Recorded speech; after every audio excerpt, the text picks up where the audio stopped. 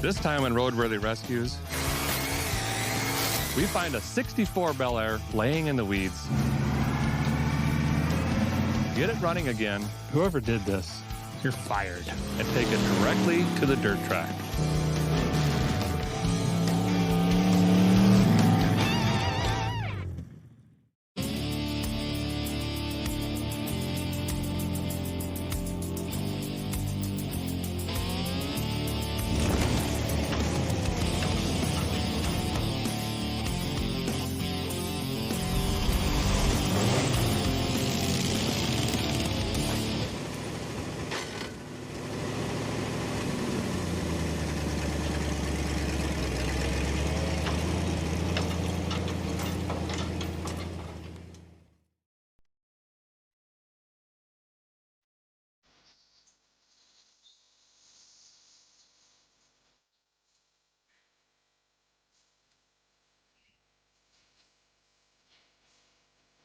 Watch out, rattlesnakes.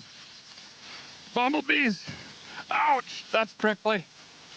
I'm in a field on the border of Tennessee and Kentucky, and somewhere in this field is a 1964 Chevrolet Bel Air. 64 is the last year of the 5th generation.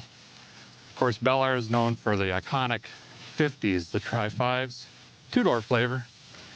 This one is none of that. This is a 4-door crew cab flavor. Boy, this body is, whew. I can already tell on this side, someone was, grinding on it with a flap disc and a chisel, and there's some Bondo over rust. I'm gonna get my Bondo checker out. Pretty good.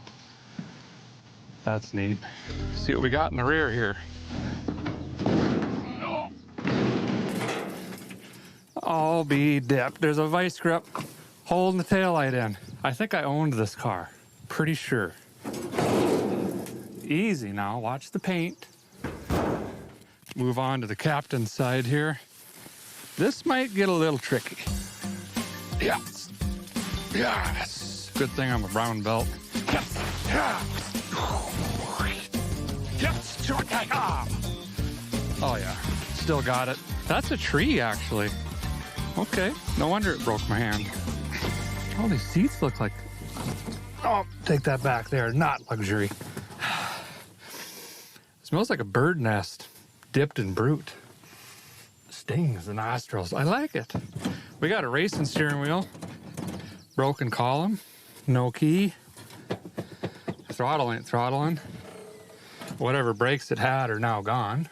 That's good. Oh, we got a recip. Exhaust, 2010. I would probably guess that's the last time this thing was on the road. Look out, little sapling. We got a fuel make it happener. It's a Holly 4-barrel. We got a lightning whirler. Maybe we can save that. Nope, probably not. We've got a solid rig here. This is like a C. I think we can make this an A pretty quick. Oh, it is hot in there. Gonna get under the hood here in a second, but I got my Crop Circle Maker 9000. Just gonna make a clearing here. I'd like to walk away with only 12 ticks today, if possible. Well, these are coming up through the bumper. Front end looks great. Grill's all intact. That's good. Where are you, you little devil? All right, well, we got a small block Chevy flavor. I could tell by the crank and the oil fill here that it is most certainly a 283. Now, there ain't really nothing special about a 283. They made about 170 horsepower, which you're probably thinking, well, that's not a lot, but a 350 circa 1995 made 180.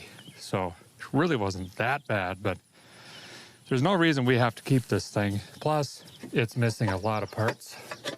Hardware to the valve covers, missing bolts on the intake, charging whirler, belts, battery. Wiring is an absolute mess. What is... Okay, we've got an HEI ignition module wired in before a coil and point system. That's different. This is going to be quite the challenge to get running, actually. First, let's some landscaping.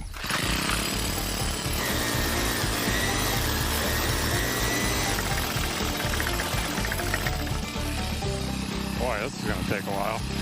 Ouch! Prickly! Ow!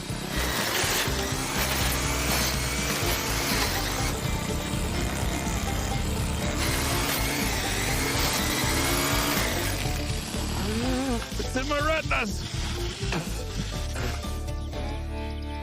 Finally. You know, this body style, the Bel Air, Biscayne, Impala, really popular in the lowriding scene. What I see here is a V8 rear-wheel drive car, and these could make fun family hot rod cruisers, right? So what I'm thinking is we shoot some paint on this thing, change the color up here, and then get this tired 283 out of here, put a little bit more cubic inches under the hood, maybe a 350 with a hot cam, clean the thing up, tires, wheels, put this thing back on the street. Well, I think here's where we're gonna start. The fuel make it happener's missing here. She's opened it to elements. I'm a little bit concerned that, you know, we got stuff, potentially water, down in the cylinder. So I'm gonna pull the sparkulators out so when we roll this over, it doesn't get hydrolocked if there is water in there. And put a battery in here, see if the starter works, and of course, see if the engine turns over. We'll kind of assess the health of the situation here, and we'll move on from there. I got 3 Hornets staring at me right now, and 2 of them are touching antennae. They're planning something. That one's fouled as well. What? Was this the only bolt holding the map bolt in the... Oh yeah, this is great. Whoever did this, you're fired. Completely. Hope you guys pack some underwear. We're gonna be here a while. Let's see if this thing spins over. It does. Let's see what kind of compressions we got. Oh yeah.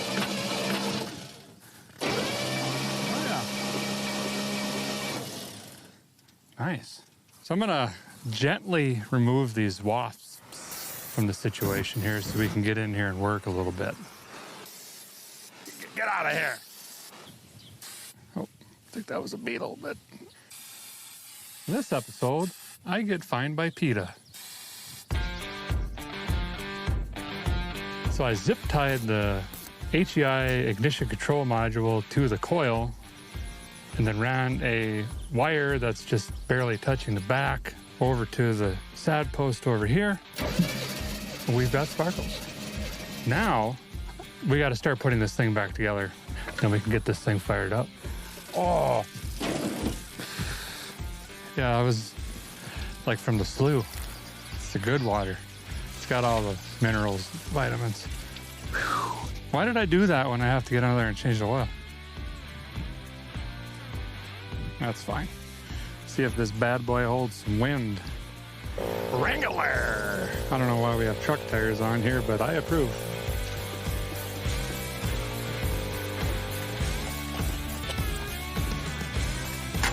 Now we're talking. So we got the lightning hoses hooked back up. Went ahead and added some oil. We got an oil filter in here as well. Got the fuel make it happener in, and I got a makeshift fuel system set up over here with my clicky-clacky electronic pump. I can prime the system right here, and we've got fuel pressure now. My hope is the mechanical pump is going to take off and keep feeding the engine here. So we are ready to see if this thing fires up. Is it in park? I don't know. Bring the thunder.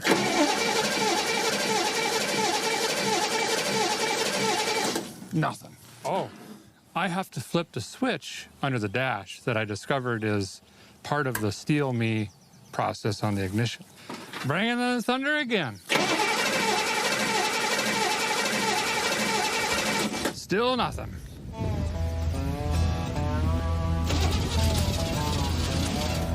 Swirling right there. That's gonna do something. Right there. Funnel. See it coming down? Yep. I told you a nader was coming.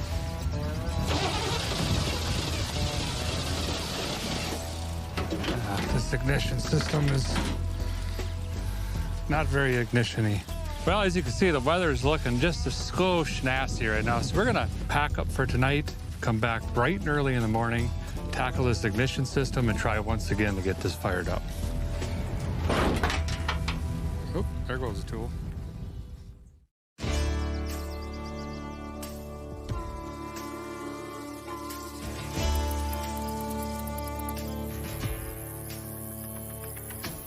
Good morning, day 2 back on the 64 Bel Air here. Yesterday, heard it run just for a few seconds. The ignition system isn't quite cutting it. This thing is cobbled together, so we're gonna delete all that, throw in a simple HEI system, and hopefully get out of here. Whoever stabbed this distributor in also did it incorrectly. Number 1 on Chevrolet usually point towards, the number 1 cylinder, but this one's pointing towards that pine tree down there. I think I'm gonna keep this actually.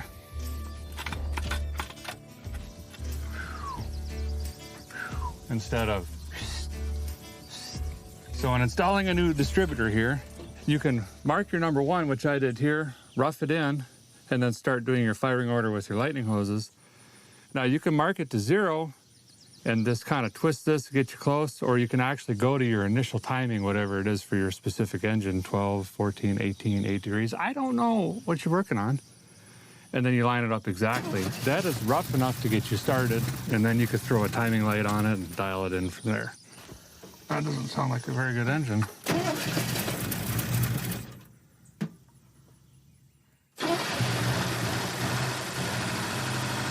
Zero oil pressure.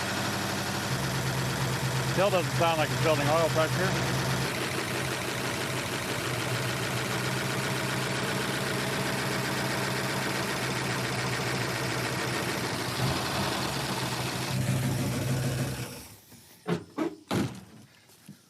Well, the good news is it runs. It's alive. Bad news is the valve train was either incorrectly installed and adjusted, and or both, we don't have oil pressure, because that's a mess. But it runs. Huge, huge step towards getting home. Finally. Get my fuel cell in here. Oh yeah. Put your seatbelt on. We don't have any. Now that it kind of runs, now I'm gonna try to fire it back up. Throw this thing in gear. Sounds terrible until you close the hood. Scoot it up this hill, try to get on a flat ground or surface.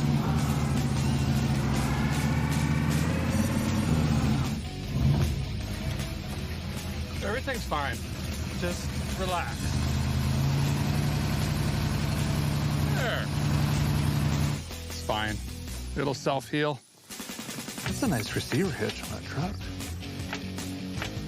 Huh.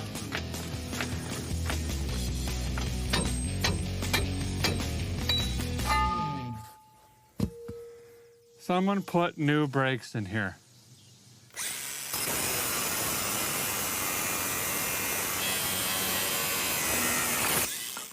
Custom. Now that alternator should, alternate. So now we've got a temperature gauge and an oil pressure gauge in here, which really those are the 2 vittles guy's gonna keep his eyes on the way home. Fire it up, see if we got oil pressure. There we go. Come on, oil pressure. There! 20. Do I hear 25? We got oil pressure 25. Oh, yeah. 30. 35. Oh. We got oil pressure enough for 3 engines in here. These manifolds and stuff, smoke everywhere. Woo! Should take this straight to Bango. She's a smoking. Out both ends even. I think this could make a pretty good hot rod actually. But first, we gotta get back to the shop. AC on. Here we go. No knocking or banging so far. Rear end sounds okay so far. Never even checked if that had oil in it. Steering is looser than John Goodman's neck. I mean, it ain't good. This little wheel is not helping either.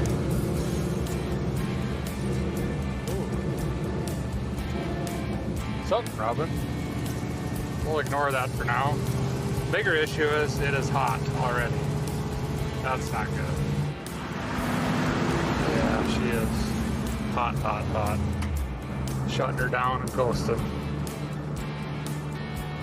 Well, made it like 200 yards. That's something, you know. Starts great.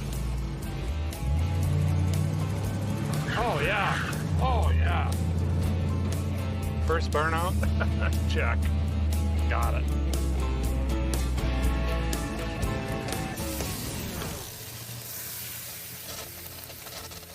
We could use like 6 gallons of water. Definitely running a lot cooler. It's going to be interesting to see if these tires hold in there. They are significantly rotten. Kind of like the Green Tomato movie. This is one of the only cars I actually fit in, thanks to the sacked out seat. Pretty much sitting on the floor.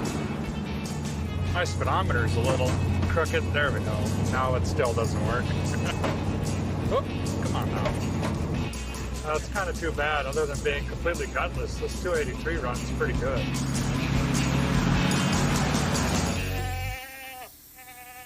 Okay, well, that's great.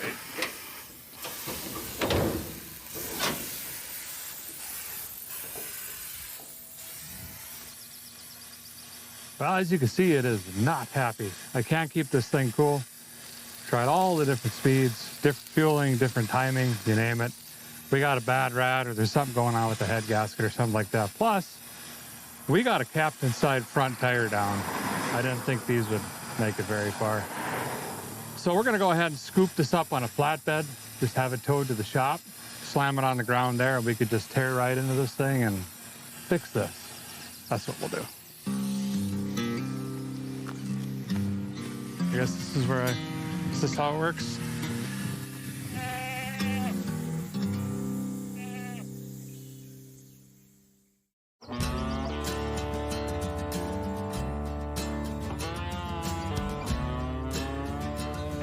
Well, we made it back to the shop, got the Bel Air pushed back in here. This is my brother, Chris. He's great at lifting heavy things and fixing stuff. First thing we're gonna do is pull this 283 and Power Glide out, and we're gonna take a 350 out of my 74 Chevrolet Camaro, and we're gonna put that back in with the same Power Glide. If we play our cards right, we could end up at a dirt track this weekend. You ready? Yep. All right. So here's what I'm thinking. If we just tag team this and just start getting all the perimeter stuff off, and then we'll lift it up and do the drive shaft and transmission cross member. This is gonna be interesting because Chris can't even open a newspaper without ripping it in half. So seeing him try to delicately play with plastic parts and things is, well, I'm excited to see how this turns out. Hello, darling. It's nice to see you. And oh,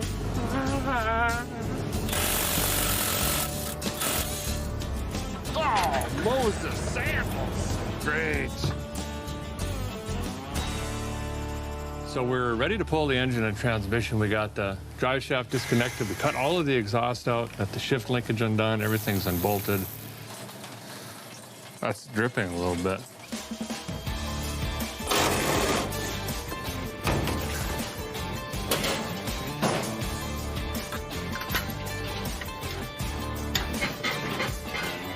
We've got separation. Oh, that's neat. That was that vibration. Motor mounts. Really good. Add that to the list.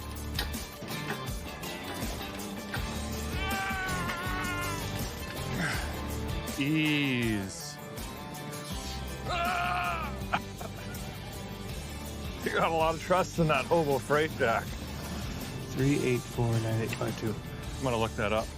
So we ran the casting number on the block down here, and it is in fact a 283 2-bolt, 1957 to 1965. So just a little guy down here. Getting ready to split the transmission and engine apart. And we'll go throw the engine over in Rusty Acres somewhere. And then we gotta go get the donor engine.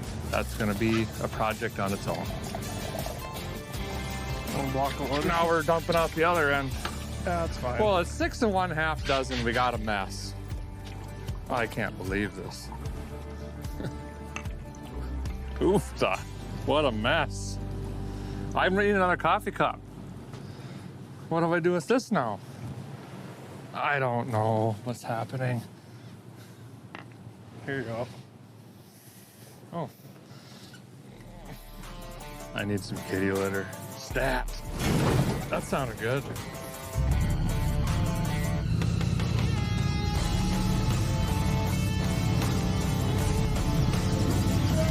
Okay, bring her back. Out of gas. This is a real high budget operation here. So here's our donor vehicle, Chevrolet Camaro. So I bought this as a parts car, no title. Came out of a barn and sat in there for almost 3 decades. And I mean, it's complete-ish, but it's really, really rough. Under the hood is a very good running 350. It's been hopped up. There's some speed parts in it. It's all brand new on the inside, but I don't got the receipts. You know what I mean? But we should be able to pull this out really quick, merge some of the parts, and have a really nice running 350. But first, we got to tow it up to the shop. 75 pounds of oil pressure. This truck's too good for me. Oh yeah, she's gonna want to turn. We got a flat tire. This tire's on the rim over here. I don't know if you want to drag it. Best purchase ever, this truck right here. Oh, this concrete is nice and cold. 1999 magazine. Ooh, coupons. 99-cent suits. Easy, probably taking the headlights out. Oh yeah, bumpers aren't even close. That's fine. Let it happen.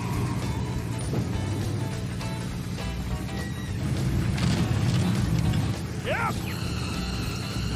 There we go. Oh, it's fine. Yeah. First tow job and I owe myself money. Great. This should slip right out. No, it's gonna be a nightmare.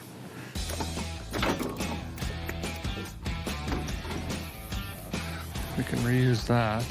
We can use this belt. We got real life bracketry. That's neat. Success. The 350 and turbo 350 transmission are out of the Camaro back here. Next step is split this transmission from this particular engine. A lot of stuff could be cleaned up here. Put a few new parts back on this, marry the Power Glide to this engine, and then of course get the Bel Air back in the shop and drop that back in the car. Super easy. Should only take a couple minutes. No, it's gonna be a long night. But hey, progress is progress.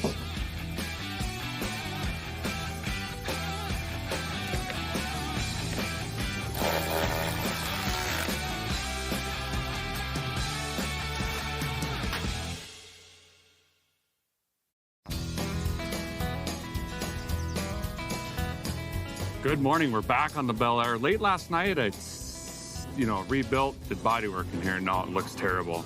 But to my defense, it was in the night time, okay? Today's the day we're gonna take the 350 and the Power Glide, stuff it back in here, get everything hooked back up, and hopefully hear this thing run with its new heartbeat. Bring it in, bring it. Oh, my fresh paint. I need 4 inches of downage. A little more.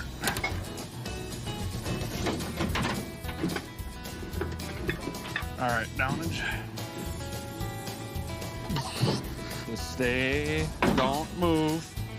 Where'd the Tanya Harding go?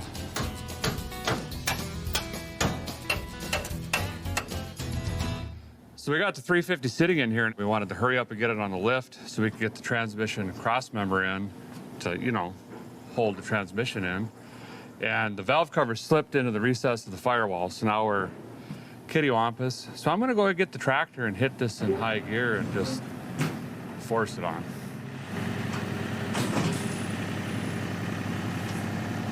Yep.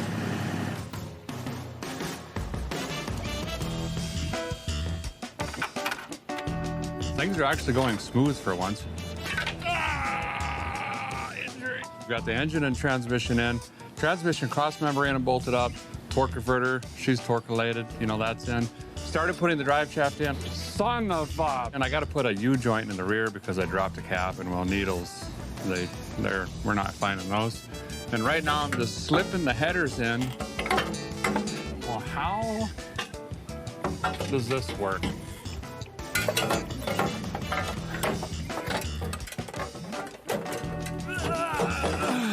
Well, that was easy. You could definitely do this in your driveway. And I think we can lower the car down and actually start bolting on all the accessories up top. I'm gonna pull this back out and turn the oil pump shaft. I'm pretty maxed because of the vacuum canister right now. There we go. That's exactly what I wanted. Now, you see my number one here. Got a lot of adjustability. So we're gonna be digging into this rear end here, take the third member out, pull the axles, take a peek at it, see if we can figure out what gear is in this bad boy, probably a highway gear. Be good to flush that and put new gear oil in anyway. We got a 308 rear. Not ideal for the roundy rounds, but great on the highway and fuel economy. Anywho, what we're gonna do is get in here next to all this broken metal and shims and stuff. Ignore that, but we're gonna be welding these bad spider gears so both axles are gonna turn at the same time, no matter what. Terrible for street driving, awesome for dirt tracks. I didn't know that rear end was blown, actually.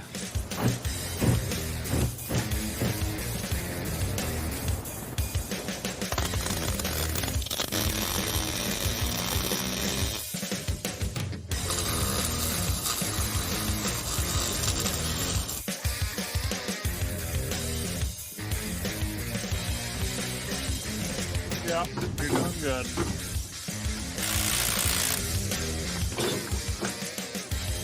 There we go. Oh wait, we got mags. I gotta rebuild that. There. Brand new.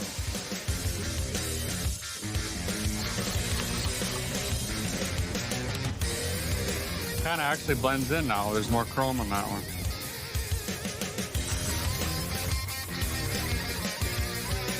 So I've been running all the wires for the temperature sender, fuel pressure, a speed sensor, 12-volt power, nice ground, stuff like that. Putting in this dash here is the reason why. I still have to screw this in, but welcome to the spaceship. That'll be all of our gauges now. Looks actually really nice. Cranking, watch your arms. Yep.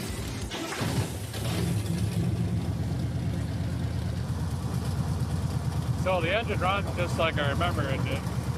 Yeah. It's a good motor. It's got good oil pressure, so I'm gonna get a timing light on it.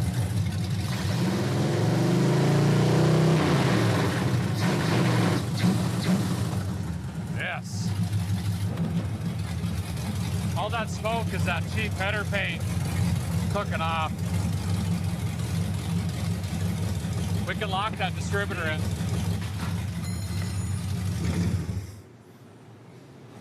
What? You think it's smoking or something? I gotta use my eyes, you know, see the bolt.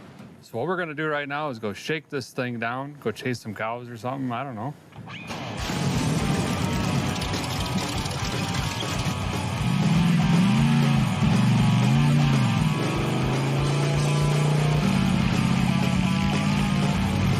The suspension's a little soft.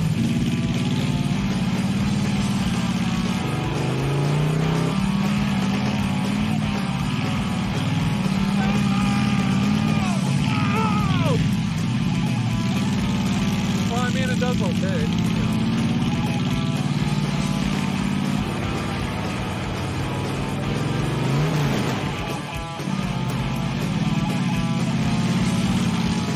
Yes, I can, boys.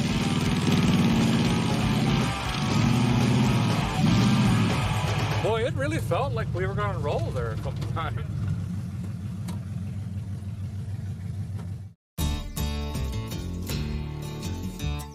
Good morning. Today's task is spruce up the Bel Air here. We've actually decided to throw some paint on this thing, but being we build these cars in just a handful of days, we've decided to bring in some abrasive blasting to speed up the process.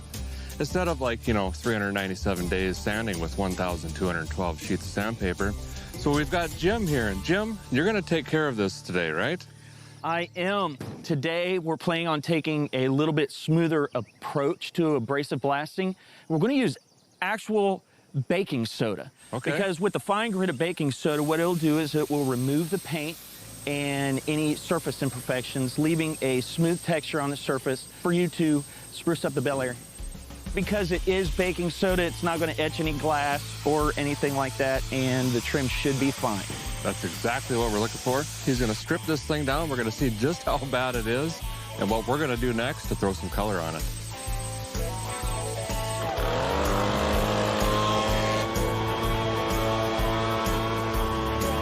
Blasting is complete. I gotta tell you, it saved a ton of time, but this car is significantly worse than we anticipated. We knew it was a little bit rough, but there is so much rust and different layers of Bondo on this car.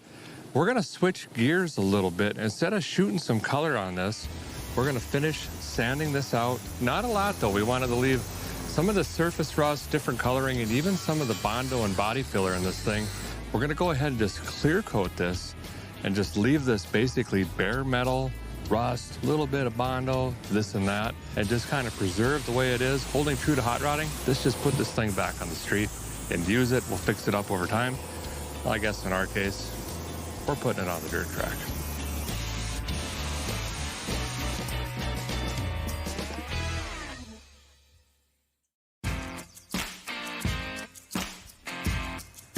Well, this thing turned out slicker than goose poop on a pump handle, and I'm not kidding you. In person, fantastic. We swapped the engine. We took out that tired 283, put in this hopped up 350. I don't know what's in it. It's a mystery, but it sure runs great. New fuel make it happener, lightning system, hoses, electronics, new rad, upgraded digital fan. We got the nice mags, tires, and wheels on here. We actually have brakes for a change and gauges that tell us what the engine is doing. That's neat. This car is perfect. I think it's a great hot rod. Now, obviously, there's only so much testing a guy can do in his hayfield, so we called a local dirt track and asked if we can come out and play, and they said, absolutely, come on down. We're gonna have a little bit of fun with the Bel Air. Now, obviously, it's not gonna be anywhere close to as fast as the cars that actually race here. So that being said, we brought my Monte Carlo back here, which also really isn't that fast. It's got numbers on the door and a supercharger. But we're gonna establish a baseline with that car because it's also not set up. And then we're gonna each take turns with the Bel Air, try to get as close as we can, and see who runs the fastest lap out of 3 laps. You ready for this? Yeah. Let's do it. Get in your car. Wait, I'm going on this one first. Wish me luck. Good luck. It doesn't start.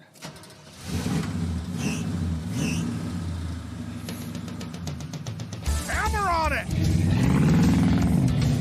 So I'm just gonna go out and get a feel for it.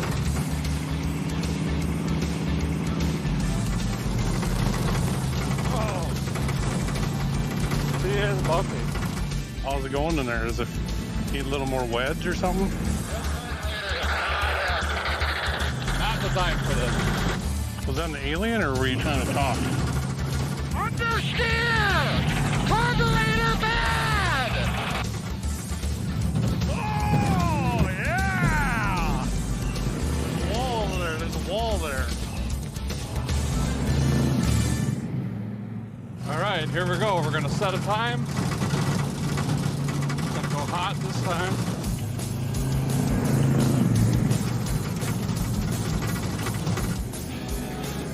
Days of Thunder. Dude, that guy told me a 8-year-old went around there in 17 seconds, right?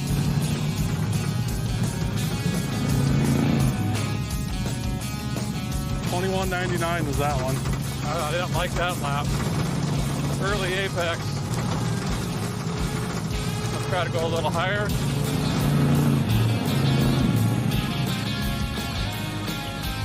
He's starting to really do it now. There we go.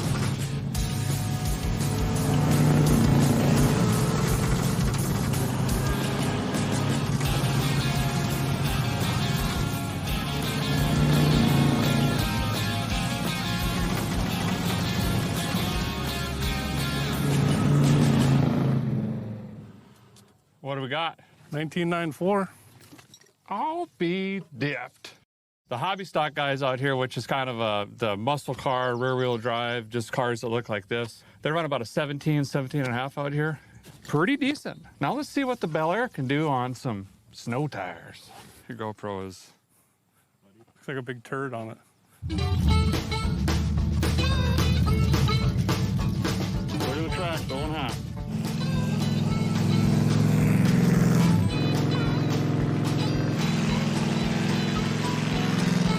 Boy, this one's a whole different animal. First of all, brakes don't really come in at all. Manual steering. Suspension is, well, it's not suspensioning very good. $22.99.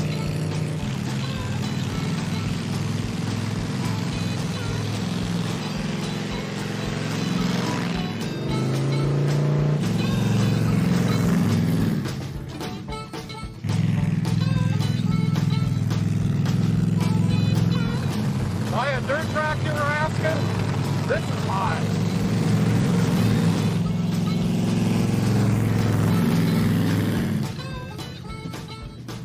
We got smoke. We got smoke. Get the hood open. Oh. Well, come here. I'm trying to check your temperature. Found it. Small electrical fire. Oh, these wires got wrapped around the steering column from all the go left action and arced out. No big deal. Electro-digital tape, back in the throttle. What was my time? 21.22. Wow.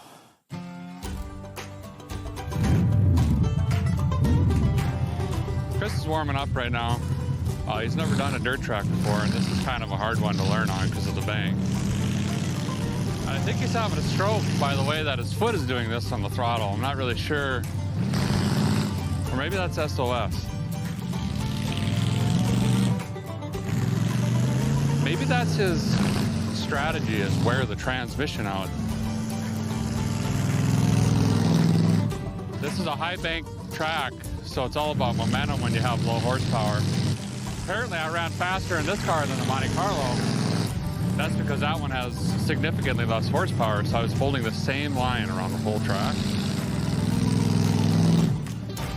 25.08. How did it feel? Like you can't steer, and then there's no power, so you can't go.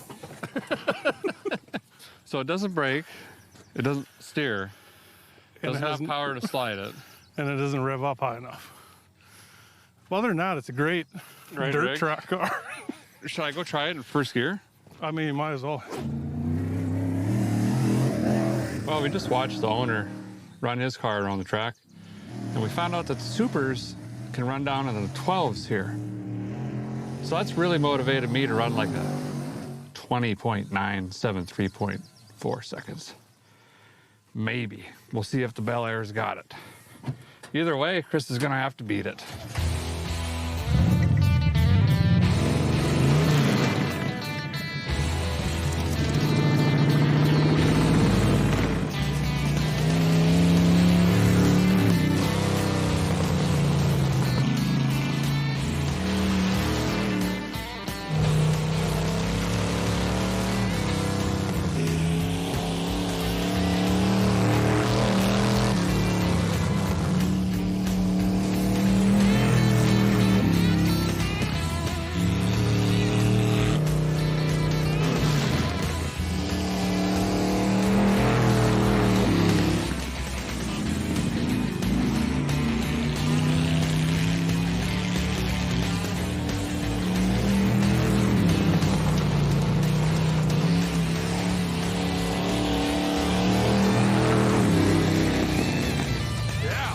Pretty good.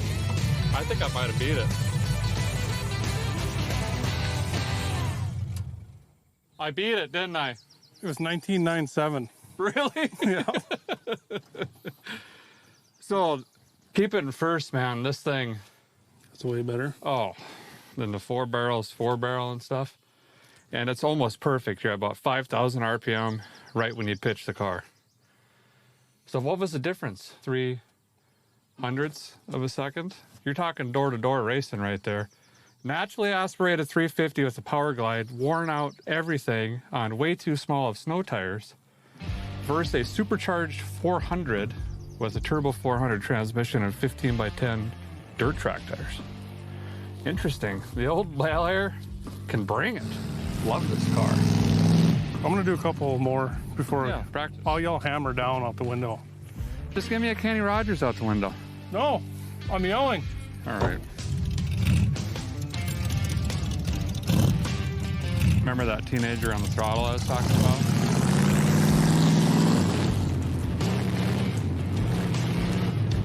Kenny Rogers!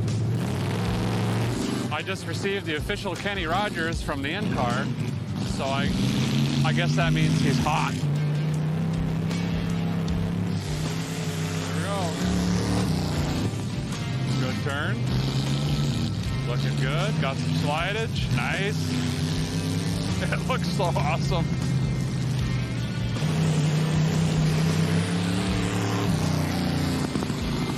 '23.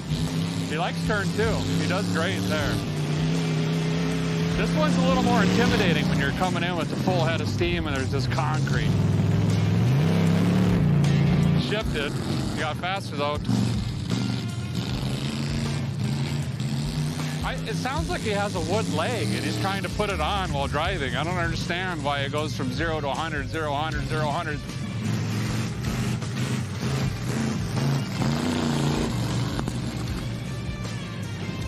Earplugs would have been a smart choice.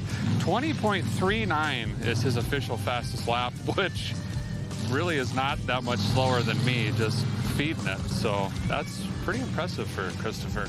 First time driver of the impressive Silver Bullet race machine.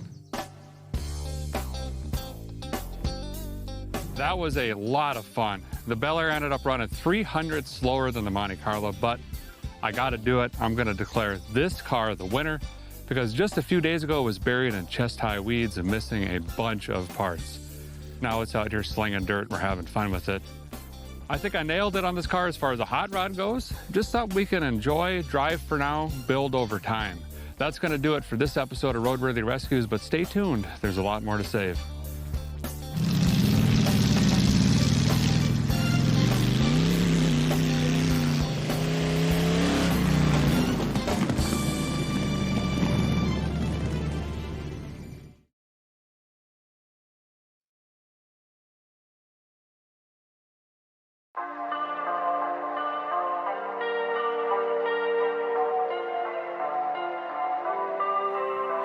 I summoned you, please come to me. Don't bury thoughts that you really want. I fill you up, drink from my cup. Within my life's what you really want. Come, lay me down, 'cause you know this, 'cause you know this. In the middle of the night, in the middle of the night, just call my name, I'm yours to take. In the middle of the night, in the middle of the night, I'm wide awake, I crave your taste all night long, till morning comes. I'm getting what is mine, you gon' get your son. Oh, in the middle of the night, in the middle of the night, oh.